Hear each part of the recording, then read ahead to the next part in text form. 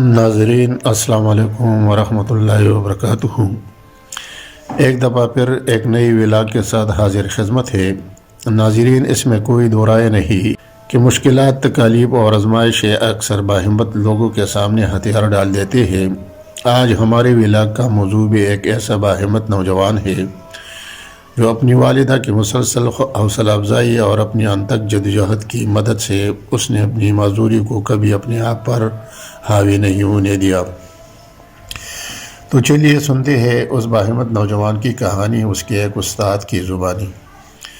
خیبر گل اپنے گاؤں کے مڈل اسکول سے 8ویں جماعت کا امتحان امتیازی نمبروں سے پاس کر چکا تھا اور اب اپنے گاؤں سے تقریباً 3 کلومیٹر دور ایک ہائی اسکول میں 9ویں جماعت میں داخلہ لینا چاہتا تھا، مگر سمجھ نہیں پا رہا تھا کہ اپنے خاندان والے کس طرح راضی کر لے، کیونکہ تعلیم کی حصول کی راہ میں اس کی معذوری ہمیشہ سے سب سے بڑی رکاوٹ بن چکی تھی۔ تعلیم کے حوالے سے گھر والوں کا ملا جلا رد عمل ہمیشہ اس کے ذہن کے اسکرین پر ڈسپلے ہوتا رہا، جس کی وجہ سے وہ مسلسل کشمکش سے دوچار تھا۔ اس کا نیم مردہ جسم، جو کہ اسے اپنے پاؤں پر کھڑا ہونے میں مسلسل راستے کا پتھر بنا ہوا تھا، جس پر اس کی تعلیم حاصل کرنے کی خواہش ہمیشہ ٹوکریں کھا رہی تھی۔ دوسری طرف اس کی معذور ٹانگیں گاؤں کے بچوں کے لیے عبرت نہیں بلکہ انٹرٹینمنٹ کا ذریعہ بنا ہوا تھا۔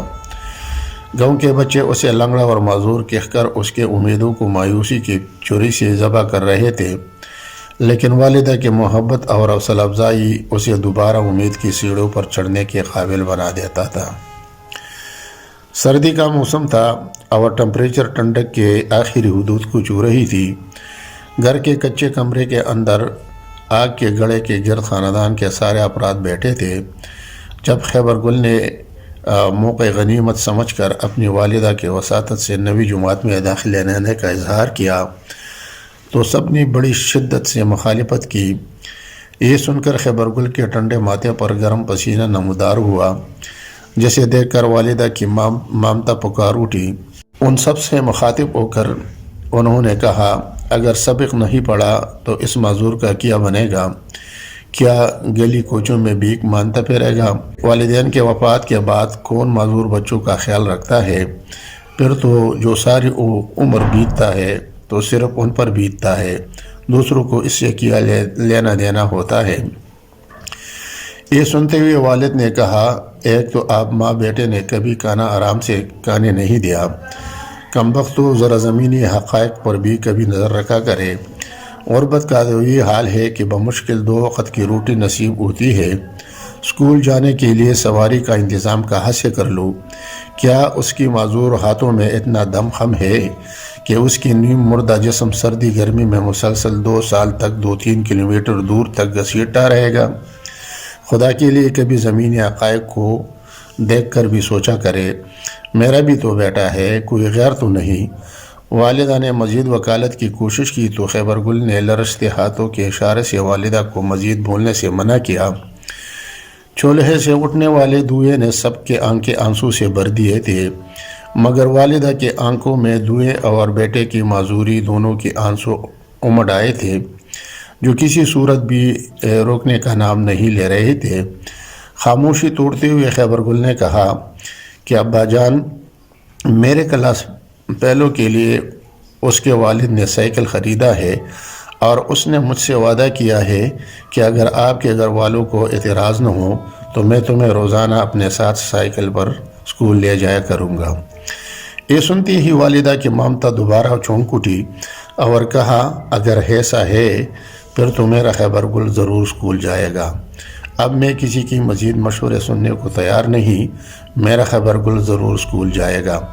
میرا بیٹا پڑھ کر بڑا آدمی بنے گا اور پھر کوئی اسے لنگڑا اور معذور نہیں کہے گا، بلکہ اسے سر خیبر گل کہے گا۔ خیبر گل کے آنکھوں میں خوشی کی آنسو نمودار ہوئے اور روتے ہوئے کہا، ماں انشاءاللہ میں ضرور بڑا آدمی بنوں گا۔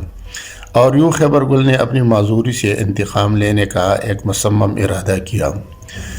4-5 دن بعد خیبر گل نے اپنے نئے اسکول میں 9ویں جماعت میں داخلہ لیا۔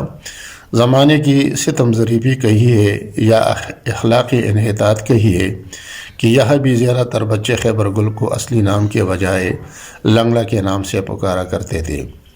کبھی کبھی تو اساتذہ بھی اسے لیٹ آنے پر ٹوک دیتے تھے، اور کبھی کبھی تو ایسا بھی ہوتا تھا کہ اس کا ساتھی جب اسکول سے چھٹی پر ہوتا تو خیبر گل کے کمزور ہاتھ اس کے نیم مردہ جسم کو تقریباً 3 کلومیٹر تک گھسیٹتا رہتا تھا، یہاں تک کہ اس کے ہاتھوں اور گھٹنوں پر لگے ربڑ کے کور پڑ جاتے اور کانٹوں اور پتھروں سے اس کے ہاتھ گھٹنے زخمی ہو جاتے، مگر مجال ہے کہ خیبر گل کے ماتھے پر مایوسی کا کوئی لکیر نمودار ہوتا۔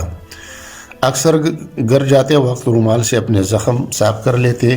کئی ہاتھ پاؤں پر لگے زخم دیکھ کر گھر والے اسے اسکول سے نہ اٹھائے، اور پھر ایک دن یوں ہوا کہ خیبر گل کے ہاتھ حسب معمول اپنے نیم مردہ جسم کو گھسیٹتا ہوا گھر میں داخل ہوا، لیکن آج اس کے ہاتھ میں کمال کی طاقت موجود تھی، چہرے پر خوشی کی عجیب سی لہر نمایاں تھی، آواز میں عجیب روب موجود تھا۔